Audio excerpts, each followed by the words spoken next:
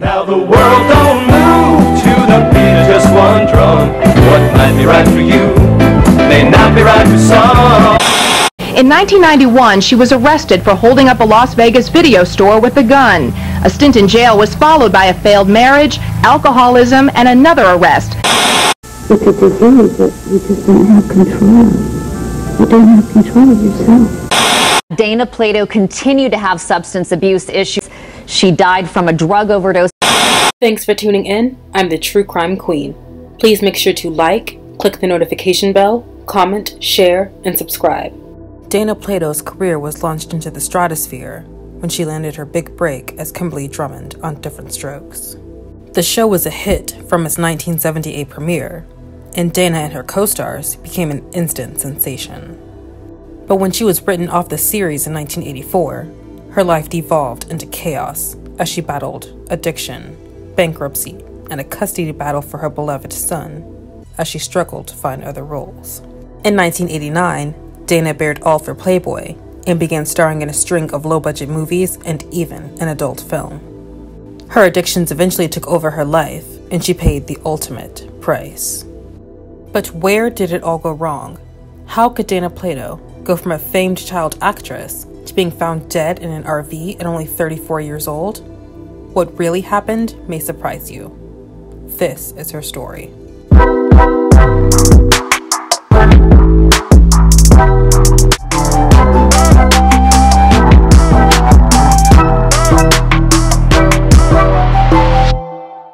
Dana was born Dana Michelle Strain on November 7, 1964, in Maywood, California, to Linda Strain, who was 16 years old at the time.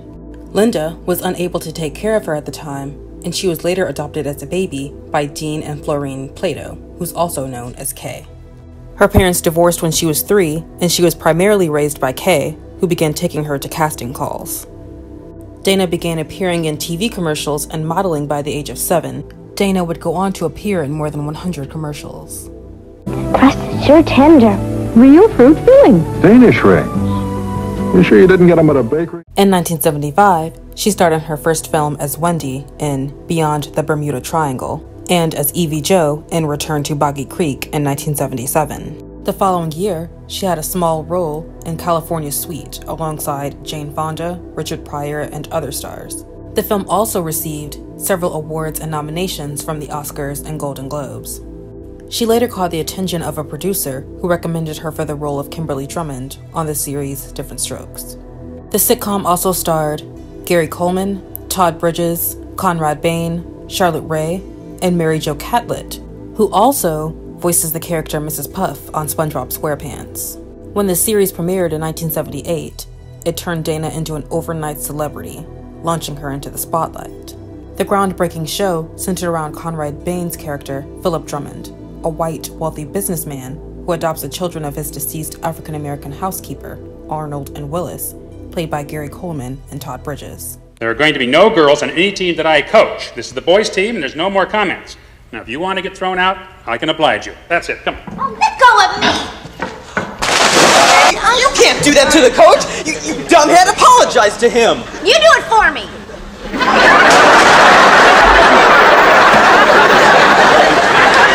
You see, Coach, she's not my real sister. I'm adopted. The show launched the young stars' careers into the stratosphere. The earlier seasons of the show were sweet, as the relationships between the cast members grew. The show also produced its spin-off series, The Facts of Life, which centered around Mrs. Garrett's character, Charlotte Rae, teaching at a boarding school. Dana made a cameo appearance in the series' first episode as her character, Kimberly Drummond. But the glitz and glamour couldn't stop reality from setting in. For Dana, she had to deal with the devastating blow of her mother being diagnosed with a rare disease called scleroderma, which causes thickening of the skin and blood vessels and scarring of the lung and kidneys, according to biography. As Kay's condition worsened, the pressure began to take a toll on Dana. She later began using recreational substances, including with her co-star Todd Bridges, and Dana even OD'd when she was 14, according to Guardian. Dealing with her mother's illness, instant fame, and her addictions, Dana began to crack under the pressure. As her life began to spin out of control, those who worked with her say her behavior on set began to change, with her showing up late and disappearing. By 1983, Dana met and began dating rock guitarist Lanny Lambert. By April of the following year, Dana was pregnant and the couple tied the knot. By July 1984, she gave birth to her son Tyler. Dana was overjoyed with her new role as a mother, but her bosses at Diff'rent Strokes weren't so happy. Dana tried to convince them that her pregnancy could be written into the show, but they disagreed. Dana's character Kimberly was sent away to Paris, France, to study, returning only occasionally in the years that followed. Daddy, you look terrific. Thank you, sweetheart. And you look as handsome as ever. I've always looked as handsome as ever. She was talking to me. As if I didn't have a family with birthdays, I'd probably never leave Paris. Ah, Paris, merveilleux, absolument fantastique. Does that mean you like it? Daddy, it's wonderful. Oh, I've just seen so many different things, strange customs, unusual people. But you've got that right here with Willis. As her character was gradually phased out, Dana's real life was marred by a string of personal setbacks. Dana faced bankruptcy and alcohol and substance dependency. Dana later struggled to land more serious roles, and her marriage to Lanny hit a rough patch. In 1988, her mother Kay passed away, and Dana and Lanny eventually separated. In another big blow, Lanny eventually gained legal custody of their son as she continued to struggle with her addiction. In an effort to re-energize her career, Dana hired an accountant to help manage her finances. In 1989, she bared all for Playboy. Unfortunately, no big-budget offers from Hollywood came. Dana also accused her accountant of stealing her savings and taking off, leaving her in a financial bind. She moved to Las Vegas, hoping to advance her career, but could only find retail and service industry jobs. In February 1991, her life took an even darker tone. Witnesses say Dana walked into a local video store, pulled out a pellet gun, and demanded money from a cash register. I had the door open, she came in, stopped at the counter, and she pulled out a gun. They caught her coming back for her glasses that she dropped when she jumped over the wall. The store clerk, Heather Daly, handed over all $164 from the register. Then, as Dana left the store, Heather called 911, saying, quote, "I've just been robbed by the girl who played Kimberly on Diff'rent Strokes." Strangely, Dana returned to the store a short while later, and police arrested her. Singer and actor Wayne Newton put up her $13,000 bail.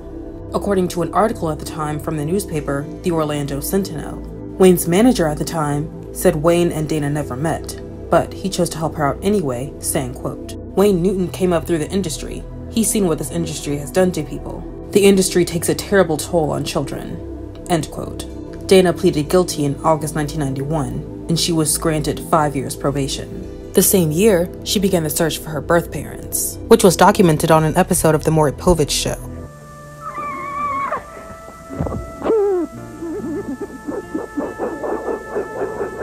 At first, Dana was ecstatic to be reunited with her family, but the family reunion would be short-lived. About a year later, Dana cut off all contact. She told her ex-mother-in-law, quote, "I am so sorry I did that. She didn't want me and Kay did. That was really my mother. I don't ever want to see her again."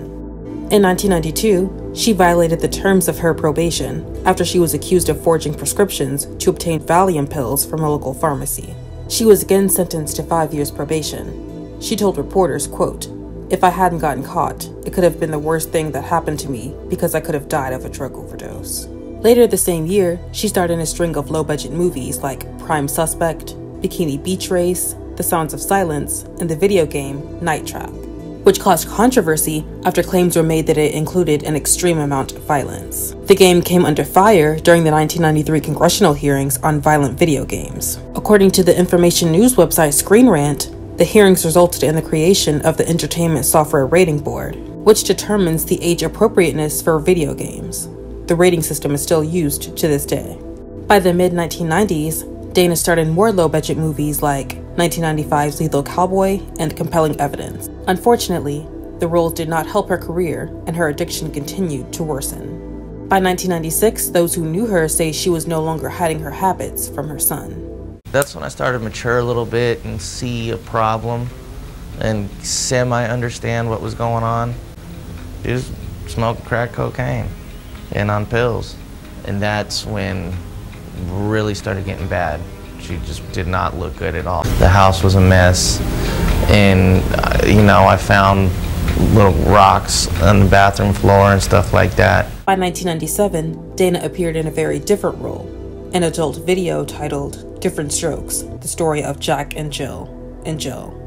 On May 7th, 1999, Dana appeared on the Howard Stern radio show in what would become her last interview. During the interview, she also announced that she was engaged to 28-year-old Robert Menchaca. She said that she had been sober for 10 years, but admitted to taking painkillers for lingering pain after having her wisdom teeth removed a few months before. However, the interview took a turn when the phone lines were open for callers, who began to call her names and question her sobriety. She's an ex-druggie, Yeah? ex-con, lesbian with mental health problems. I am a drug addict alcoholic. No, I am very, very honest about who I am, who I've been, who I will be, who I am now. Hey, Dana, maybe that would put all these rumors to rest if you took a urine test. You know what? I shouldn't have to do that for people, but I will. You will do it. Those who knew her said Dana was humiliated and embarrassed about how the interview unfolded. According to the New York Post, Howard Stern said Dana privately asked them not to submit her hair for drug testing, after boasting over the air that she was drug-free. He said, quote, "That's when I knew she was lying. That's when I knew she must have been on drugs." Emotionally drained, Dana went to Moore, Oklahoma with Robert. On Saturday, May 8th, the day before Mother's Day, Dana went to lie down inside their RV, parked outside Robert's mother's house, where she would never wake up. After Robert realized there was a problem, his mother, who was a nurse, and his brother tried unsuccessfully to revive her with CPR. Authorities say Dana had taken a combination of Valium and the painkiller Loratab. Paramedics rushed to this home here in Moore, Oklahoma. The home belongs to Dana's fiance's parents. Neighbors looked on as paramedics desperately tried to revive Dana, but to no avail. Initial reports stated Dana died of an accidental substance overdose, but later, the medical examiner concluded that she took her own life, based on the drug concentrations, her past history of attempts at taking her life, and the agency's investigation of her death. There was no note left. About 300 to 400 people attended her service, but sadly, tragedy did not end there. Nearly 11 years to the day of her passing, Dana's son Tyler met a similar fate. On May 6, 2010, just before Mother's Day, he took his own life with a weapon, also in Oklahoma. He was said to have been experimenting with substances at the time of his death. According to People magazine, his grandmother, Joni Richardson, says Tyler was never able to come to terms with Dana's passing. In a note she found in his bedroom after his death, Joni says Tyler wrote, quote, "The only moments of happiness for me are when I'm real high and don't think about the past, or I'm real drunk and not able to." He was 25 years old. Tragedy also seemed to follow the lives of her two young co-stars, Gary Coleman and Todd Bridges. Actor Gary Coleman was earning $100,000 an episode at one point during his run on Diff'rent Strokes. But in 1989, Gary sued his parents and his former business manager, saying they stole more than $1 million from him. They countersued for defamation and breach of contract. In 1993, a judge awarded Gary $1.28 million and ruled that they had wrongfully profited as his guardians and managers while he was a minor. In 1998, Gary was arrested for assault after a woman recognized him and asked for his autograph.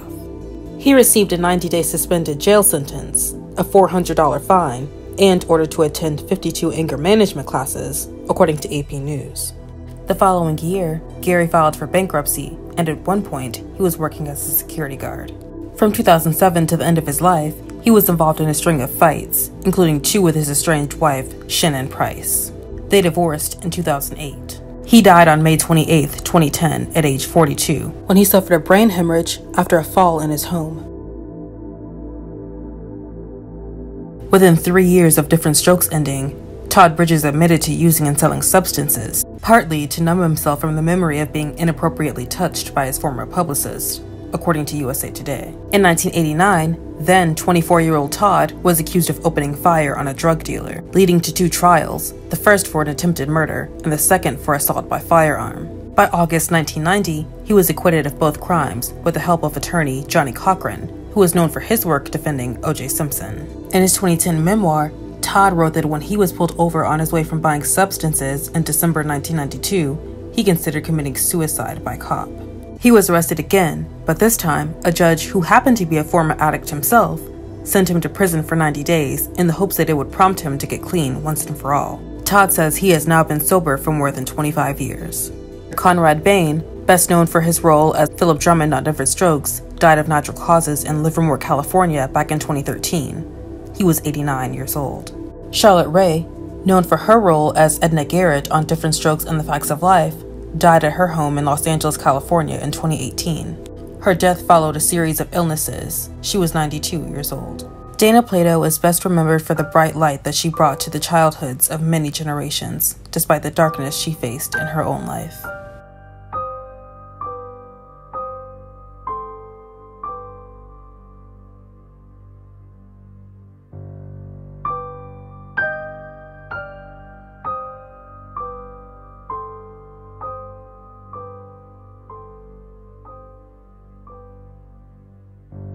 What's your favorite episode of Diff'rent Strokes? Let me know in the comments down below. Thanks for watching!